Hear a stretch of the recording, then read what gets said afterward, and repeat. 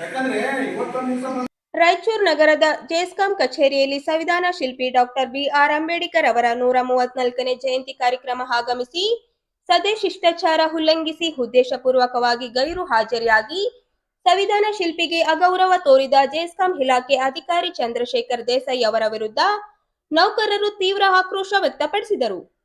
ಈ ಸಂದರ್ಭದಲ್ಲಿ ಎಸ್ಸಿ-ಎಸ್ಟಿ ಮುಖಂಡರಾದ ಚಿನ್ನಪ್ಪನವರು ಮಾತನಾಡಿ, ಅಧಿಕಾರಿಗಳು ಬೇಕಾಬಿಟ್ಟಿ ಅಂಬೇಡ್ಕರ್ ಜಯಂತಿ ಆಚರಣೆ ಮಾಡುವುದು ಸರಿಯಲ್ಲ. ಜವಾಬ್ದಾರಿಯುತ ಅಧಿಕಾರಿಗಳು ಅಂಬೇಡ್ಕರ್ ಜಯಂತಿಗೆ ಗೈರು ಹಾಜರಿ ಆಗುವ ಮೂಲಕ ಬಾಬಾ ಸಾಹೇಬ್ ಅವರಿಗೆ ಅವಮಾನ ಮಾಡಿದ್ದಾರೆ ಎಂದು ಆರೋಪಿಸಿದರು.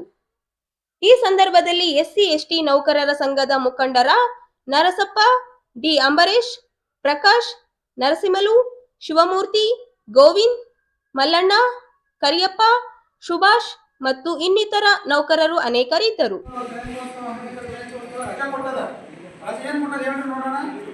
ಎಲ್ಲರೂ ಕಚೇರಿಗೆ ಬಂದು ಕಚೇರಿಯಲ್ಲಿ ಆಚರಿಸಂತ ಬಾಬಾ ಸಾಹೇಬ್ ಅಂಬೇಡ್ಕರ್ ಆಚರಣೆ ಮಾಡಿ ಹೋಗ್ಬೇಕಂತೈತಿ. ಏನಾಗಿದೆ, ಇನ್ನ ಮುಂದೆ ಆಚರಣೆ ಬಂದ್ರೆ ಹೋಗೋದು, ಇನ್ನ ಮುಂದೆ ಆಚರಣೆ ಬಂದ್ರೆ ಮತ್ತೆ ಯಾರು ಆಚರಣೆ ಮಾಡಬೇಕು? ಈ ಆಚರಣೆ ಮಾಡ್ಕೊಂಡು ಹೋಗ್ರಲ್ಲ, ಯಾರು ಮಾಡತ್ತಾರೆ? ಇದು ಸರ್ಕಾರ ನೇಮಿಸಿದಲ್ಲಿ ಯಾರು ನಾವು ಇವತ್ತು ಒಂದು ದಿವಸ ಹಾಕಿಬಿಟ್ಟು ನಾವೆಲ್ಲ ಕೂರು ಹೋಗ್ತದೆ ಅಲ್ಲ.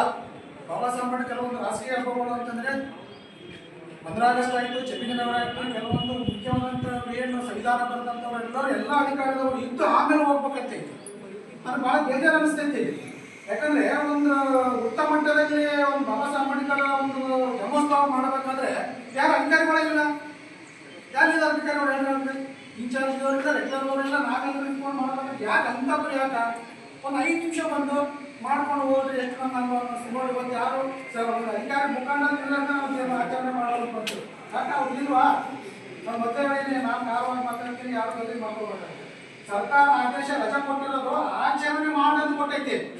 ಎಲ್ಲರೂ ಹೋಗಿ ನೀವು ಟೂರ್ ಮಾಡ್ಬೇಕಂತ ಇಲ್ಲಲ್ಲ.